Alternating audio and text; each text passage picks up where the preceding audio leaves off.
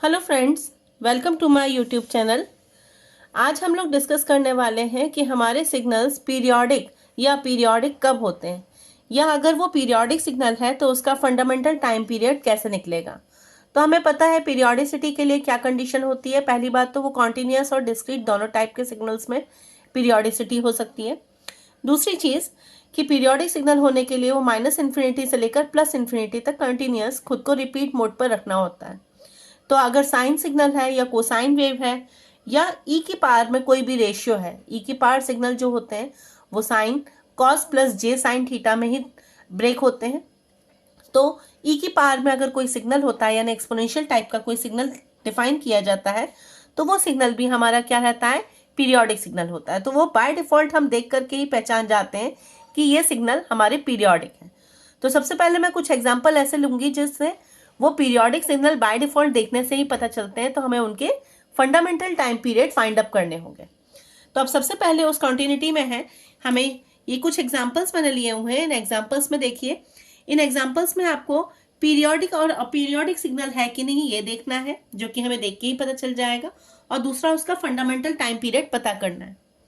तो हमें पता है कि फंडामेंटल टाइम पीरियड किसी भी कॉन्टिन्यूस टाइम सिग्नल का कैसे डिफाइन होता है, कैसे लिखा जाता है। फंडामेंटल टाइम पीरियड को टी से रिप्रेजेंट करते हैं और टी सिग्नल को लिखा जाता है 2π/ओमेगा, जहां पर ओमेगा क्या है, हमारी एंगुलर फ्रीक्वेंसी होती है किसी भी सिग्नल की। तो अगर मैं सबसे पहले एग्जांपल में देखूं जहां पर x1t की वैल्यू j(e⁻j tan θ है, तो हमें इससे मतलब नहीं है कि इमेजनरी फंक्शन है या क्या नहीं। e⁻j⍵t से जनरली हम रिप्रेजेंट करते हैं e⁻j⍵t। उसमें यहाँ पर क्या वैल्यू दी है, e⁻j tan t। तो ओमेगा की वैल्यू इस न्यूमेरिकल के लिए कितनी है, j।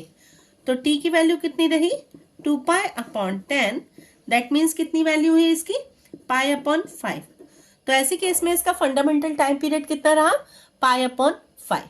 अब बी पार्ट है इसका, बी पार्ट क्या कह रहा है, बी पार्ट में क्वेश्चन दिया है इसने, x2t की वैल्यू है कितनी, 4 sin t/2 प्लस 5। अब यहाँ 5 से कंफ्यूज होने की नीड नहीं है, क्योंकि 5 क्या है, हमारा जो भी फेज डिफरेंस होता है, 90 डिग्री है, 180 डिग्री है, 27 डिग्री है, कुछ भी वैल्यू हो सकती है, तो वो फेज डिफरेंस की होती है। लेकिन यहाँ पर 4 sin ω/t वैल्यू रहती है, तो यहाँ पर ओमेगा की वैल्यू कितनी हो गई, 1/2। अगर हम इसे रिजेंबल करें तो ये रिजेंबल कैसे हो रहा है, sin ω/t प्लस 5। तो यहाँ पर ओमेगा की वैल्यु क्या है, 1/2। तो ओमेगा की वैल्यू अगर हम 1/2 ले रहे हैं तो फंडामेंटल टाइम पीरियड टी की वैल्यू क्या रहेगी, 2π/ओमेगा के अकॉर्डिंग 2π/1/2, दैट मीन्स 4/π। तो इस तरीके से वैल्यू हम निकाल सकते हैं। ये सेकेंड एग्जाम्पल के लिए वैल्यू हो गई। अब इसके बाद में आता है थर्ड एग्जाम्पल। थर्ड एग्जाम्पल आपका क्या कह रहा है, थर्ड क्वेश्चन कह रहा है आपका x3t की वैल्यू कितनी गिवन है, 2 mod ऑफ cos t/2। अब बताइए मॉड का डिफरेंस क्या हो गया, मॉड होने से बस इसका जो वैल्यू है उस वैल्यू में हमारा मैग्नीट्यूड आ जाएगा मॉड लगे होने से। बाकी cos ω/t ही यहाँ पर रिजेंबल कर रहा है, तो यहाँ पर ओमेगा की वैल्यू कैसे निकल रही है, 1/2। अगर cos ω/t लिखें तो ओमेगा की वैल्यू 1/2 है यहाँ पर, तो ओमेगा की वैल्यू 1/2 होने से t की वैल्यू क्या निकली, 2π/ओमेगा, लेकिन 2π/1/2, दैट मीन्स 4π। तो यहाँ पर इसकी वैल्यू क्या हो गई, अगेन 4π। तो इस तरह के क्वेश्चन को हम सॉल्व कर सकते हैं। अच्छा, अगला क्वेश्चन हम आपका क्या है, डी पार्ट हमारा क्या है, वैल्यू x4t। अब इस क्वेश्चन को देखते हैं, फोर्थ न्यूमेरिकल देखने से आपको पता चल रहा है कि ये पीरियोडिक सिग्नल नहीं है। चलिए प्रूफ करते हैं कि ये पीरियोडिक सिग्नल क्यों नहीं है। क्योंकि यहाँ e⁻1 प्लस j लिखा है। अब इसे आप सेपरेट ब्रेक करें तो ये क्या पड़ गया, e⁻t इंटू e⁻j। अब आप देखिए इस वाले फंक्शन में j फंक्शन नहीं है। हमने कहा था e⁻j⍵t को अगर हम ब्रेक करें तो cos ω t plus j sin ω t में ब्रेक होता है। जनरली, तो इसलिए हम इसे पीरियोडिक सिग्नल बताते हैं। लेकिन अगर यहाँ पर जे का टर्म है ही नहीं तो इसको कैसे आप कॉस और साइन के टर्म में रिप्रेजेंट करेंगे? तो ई की पावर माइनस टी आपका क्या है? एक डिकेइंग एक्सपोनेंशियल है। दिस इज व्हाट, ये एक डिकेइंग एक्सपोनेंशियल है, और डिकेइंग एक्सपोनेंशियल आपको पता है पीरियोडिक नहीं होता। वो अगर डिके कर रहा है यानी वैल्यू खुद को रिपीट नहीं करेगी, इसलिए ये अपीरियोडिक सिग्नल है। ठीक है, तो इस अपीरियोडिक सिग्नल है यानी कि इसकी पीरियोडिसिटी फाइंड अप नहीं हो पाएगी, तो ऐसे केस में हम पीरियोडिसिटी नहीं पता कर पाएंगे। अच्छा, नेक्स्ट पार्ट है आपका डी के बाद ई पार्ट। ई पार्ट क्या लिखा है? x5t, मैं इसे रेड पेन से कर लेती हूँ, x5t equals cos under root of 2πt। यहाँ रूट 2 है, पाई अंडर रूट में नहीं है, तो यह आपको क्या दिख रहा है? पीरियोडिक या पीरियोडिक? Obvious periodic. तो यहाँ पर अगर पीरियोडिसिटी निकालनी है तो 2π अपॉन ओमेगा से कितना निकलेगा? 2π। ओमेगा की वैल्यू यहाँ पे क्या है? Under root of 2π। तो यहाँ पर आपको साफ दिख रही है, पाई से पाई कैंसिल, 2 को हम 2 टाइम्स अंडर रूट 2 लिख सकते हैं, तो आंसर आया रूट 2। तो इस तरह से हम पीरियोडिसिटी इसकी पता करके और इसका फंडामेंटल टाइम पीरियड पता कर लेंगे। अच्छा, अगला वाला क्वेश्चन क्या है? एफ क्वेश्चन क्या दिया हुआ है? x60 की वैल्यू क्या दी है? 2e rest power j t plus pi upon 4 ut। लीजिए यहाँ पर ut आ गया। ut पता है आपको? स्टेप रेस्पॉन्स होता है, unit step function. Unit step function क्या करता है? यूनिट स्टेप फंक्शन 0 से लेकर इन्फिनिटी तक वैल्यू को डिफाइन करता है, यानी 0 से लेकर माइनस इन्फिनिटी तक की वैल्यू नहीं एग्जिस्ट करती। तो जब ये वैल्यू एग्जिस्ट ही नहीं करती तो ये पीरियोडिक सिग्नल कैसे हो सकता है? तो ये क्या है हमारा? Aperiodic signal. तो जब अपीरियोडिक सिग्नल है तो इसका हम फंडामेंटल टाइम पीरियड ढूंढ ही नहीं सकते। नेक्स्ट आपका मैं क्वेश्चंस लिए हूं जो डिस्क्रीट टाइम सिग्नल के लिए, अभी हमने किसके लिए करा था? कंटिन्यूअस टाइम सिग्नल के लिए किया था, पीरियोडिसिटी पता करी थी। अब हमें पीरियोडिसिटी पता करनी है डिस्क्रीट टाइम सिग्नल के लिए। तो डिस्क्रीट टाइम सिग्नल के लिए हमें पता है कि जो फंडामेंटल टाइम पीरियड होता है वो फंडामेंटल टाइम पीरियड कैसे निकलता है? कैपिटल एन की वैल्यू निकलती है कैसे? 2π अपॉन ओमेगा, लेकिन साथ में इसे इंटीजर बनाने के लिए एक फैक्टर m का मल्टीपल होना नेसेसरी होता है, क्योंकि डिस्क्रीट टाइम सिग्नल पे जो एक्सेसेस होती है वहां पर फ्रैक्शंस में बात नहीं कर सकते, वहां पर 1 2 3 4 इंटीजर्स में ही बात कर सकते हैं। इसलिए इंटीजर काउंटर पार्ट बनाने के लिए हमें वहां पर एक मिनिमम एक m वैल्यू लेनी होती है। तो अब यहाँ पर ए पार्ट अगर आप देखें तो ए पार्ट आपका क्या कहता है न्यूमेरिकल में? ए पार्ट में न्यूमेरिकल कहता है x1n की वैल्यू क्या गिवन है?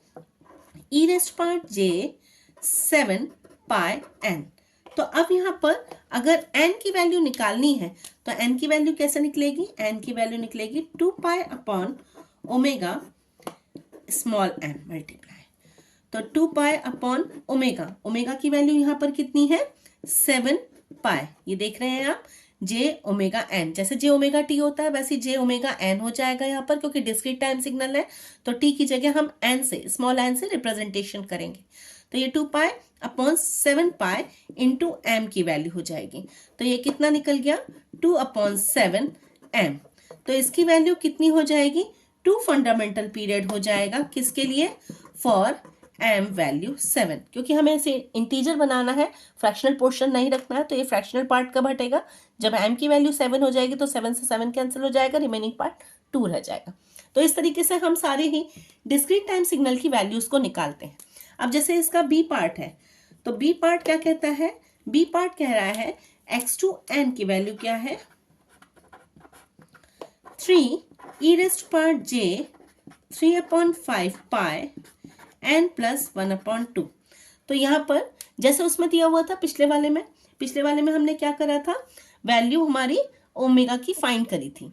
तो ओमेगा की वैल्यू फाइंड करने के लिए यहाँ पर ओमेगा की वैल्यू क्या है? जे ओमेगा टी। तो जे ओमेगा एन डिस्क्रीट के केस में, तो यहाँ पर हमारी वैल्यू क्या रह जाएगी? ओमेगा की वैल्यू रहेगी यहाँ 3π अपॉन 5।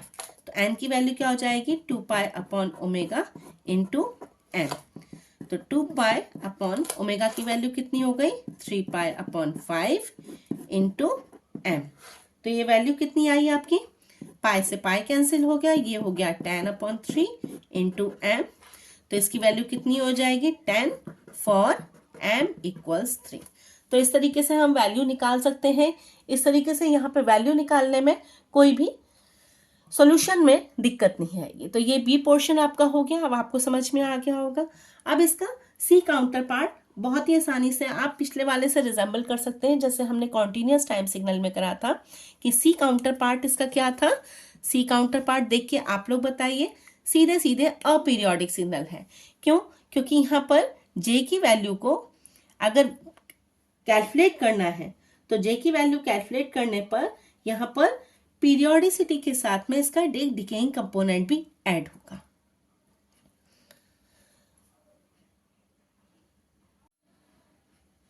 डिकेइंग कंपोनेंट क्यों ऐड होगा यहाँ पर देखते हैं आप। यहाँ पर वैल्यू को अगर हम सॉल्व करेंगे तो क्वेश्चन आपका क्या दिया हुआ है, x3n की वैल्यू दी है 3 e⁻⁻j 3/5 n + 1/2। अब यहाँ ओमेगा की वैल्यू क्या दिख रही है आपको, 3/5 दिख रही है। यहाँ पर ओमेगा की वैल्यू 3/5 है। तो अब यहाँ पर अगर कैपिटल एन निकालना है तो कैसे निकलेगा, 2 पाई अपॉन ओमेगा जी की वैल्यू 3/5 है इंटू एम। अब क्या निकल कर आएगी यहाँ पर 10 पाई अपॉन 3 इंटू एम। अब यहाँ पर आप कितना भी कोशिश कर लें, एम की वैल्यू 3 भी लिख लें, तब भी ये एक रेशनल नंबर हमारा नहीं निकल के आएगा किसी भी एम की वैल्यू के लिए। इसलिए ये क्या हो जाएगा, अपीरियोडिक सिग्नल ये कहलाएगा। ठीक है, तो इस तरह से हम वैल्यूज फाइंड कर सकते हैं। तो आगे आगे काफ़ी वैल्यूज मैंने क्वेश्चन दे रखे हैं, इन न्यूमेरिकल को आप खुद अपने तरीके से सॉल्व कर सकते हैं। अब मैं आप लोगों को एक तरीके का और न्यूमेरिकल करा देती हूँ। उस तरीके के न्यूमेरिकल में कंपोजिट सिग्नल को फाइंड अप किया जाता है फंडामेंटल टाइम पीरियड। तो देखते हैं फंडामेंटल पीरियड किसी कंपोजिट सिग्नल का कैसे फाइंड किया जाता है। तो देखिए यहाँ पर मैंने एग्जाम्पल दिए हुए हैं फंडामेंटल पीरियड निकालने के लिए। यहाँ पर cos t plus sin t दो सिग्नल को कंपोजिट किया गया है। तो यहाँ पर आपको दिख रहा है दोनों ही जगह हमारा t और t दिया है, यानी ओमेगा की वैल्यू 1 और 1 दी है, और कॉन्टिन्यूस टाइम सिग्नल है। तो कॉन्टिन्यूस टाइम सिग्नल में जो t की वैल्यू है 2 पाई अपॉन ओमेगा से 2 पाई अपॉन 1, यानी 2 पाई वैल्यू आंसर निकलेगी। लेकिन क्या होगा कि अगर दोनों जो कंपोजिट सिग्नल है उनके ओमेगा 1 और ओमेगा 2 अलग अलग हो, तो ऐसे केस में क्या करेंगे, हम ओमेगा 1 से t1 निकालेंगे, ओमेगा 2 से t2 निकालेंगे और उन दोनों का एलसीएम ले लेंगे। देखिए जैसे cos 2t है तो यहाँ पर ओमेगा की वैल्यू कितनी है 2, साइन 3/2t है तो यहाँ ओमेगा की वैल्यू कितनी है 3/2। तो अब t1 कितना हुआ हमारा, पहली केस में 2 पाई अपॉन 2, तो 2 पाई अपॉन 2 से वैल्यू कितनी आई पाई। ठीक है, दूसरे वाले के लिए क्या हो गया 2 पाई अपॉन 3/2, 2 पाई अपॉन 3/2। तो इसको सॉल्व करा तो कितनी आई वैल्यू 4 पाई अपॉन 3। अब आप बताएं पाई और यहाँ पर पाई वैल्यू और 4 पाई अपॉन 3 का अगर हम एलसीएम लें तो क्या निकलेगा। तो देखिए कैसे निकालते हैं एलसीएम, पाई और 4 पाई अपॉन 3 का एलसीएम कैसे निकलेगा। तो ये कैसे निकालने का तरीका क्या है, हम पाई को क्या ले सकते हैं पाई अपॉन 1। अब हमें क्या करना होगा, एलसीएम लेंगे पाई और 4 पाई का और डिवाइड कर देंगे एचसीएफ ऑफ 1 और 3 से। अब बताइए पाई और 4 पाई का एलसीएम कितना है, आप बताएंगे तो आंसर आएगा आपको 4 पाई। एचसीएफ हाईएस्ट कॉमन फैक्टर 1 और 3 का क्या है, दोनों में ही 1 से ही डिवाइड हो सकता है, तो दोनों का हाईएस्ट कॉमन फैक्टर क्या हुआ 1। ये तो आपने मैथ्स में पढ़ा होगा। तो इस तरीके से हम किसी भी रैशनल नंबर का, यानी फ्रैक्शंस में अगर कोई नंबर न्यूमरेटर और डिनोमिनेटर में दिया है तो उसका हम एलसीएम निकालते हैं। एग्जाम्पल को प्रूव करने के लिए मैं यहाँ पर और दे देती हूँ, जैसे यहाँ पर cos 10t है और यहाँ sin 4t है। अब ऐसे केस में आपसे कहा जा रहा है फंडामेंटल पीरियड निकालने के लिए, तो ये क्या हो जाएगा 10t के केस में 2 पाई अपॉन 10, देखिए ये आंसर दिया है 2 पाई अपॉन 10। इस केस में क्या हो जाएगा 2 पाई अपॉन 4, 2 पाई अपॉन 4, तो 2 पाई अपॉन 10 से क्या निकला पाई अपॉन 5, तो ये क्या निकला 1 पाई अपॉन 5। ठीक है, दूसरे केस में आप देखिए यहाँ पर क्या था, ओमेगा की वैल्यू 4, तो 2 पाई अपॉन 4, 2 पाई अपॉन 4 से फंडामेंटल टाइम पीरियड T2 क्या निकल रहा है। देखिए मैं इसे अलग से सॉल्व कर देती हूँ अगर आपको कंफ्यूजन है। देखिए T1 की वैल्यू क्या हो जाएगी, 2 पाई अपॉन ओमेगा 1, कितना हुआ 2 pi upon 10, that means pi upon 5। T2 की वैल्यू कितनी निकलेगी, 2 pi upon omega 2, 2 pi upon 4 यानी पाई अपॉन 2। अब पाई अपॉन 5 और पाई अपॉन 2 का अगर हमें एलसीएम लेना है तो कैसे निकलेगा, हम लिखेंगे LCM of pi and pi और अपॉन कर देंगे एचसीएफ ऑफ 2 एंड 5। क्या निकला, एलसीएम दोनों का ऊपर का पाई, दोनों का कॉमन फैक्टर 2 और 5 का क्या है 1, तो क्या आंसर आया पाई। तो ऐसे केस में हमने आंसर क्या लिखा है पाई। तो ये स्ट्रेट फॉरवर्ड तरीका है किसी भी रेशनल नंबर का अगर हमें एलसीएम निकालना है। तो इसी तरीके से सेम सारे एग्जाम्पल्स हो रहे हैं। मैंने यहाँ पर सॉल्यूशन आपके साथ शेयर कर रखा है कि अगर आपको कोई भी डाउट हो तो आप इस डाउट को इससे क्लियर कर लें। तो यहाँ मैंने आपको आंसर भी दे रखे हैं, तो अगर किसी को कोई भी कंफ्यूजन होता है तो वो मुझे एक बार कमेंट बॉक्स में डिस्कस कर ले, शेयर कर दे, तो मैं हर चीज़ का सॉल्यूशन एकदम और क्लियर कर दूंगी। आज के लिए इतना ही, थैंक यू।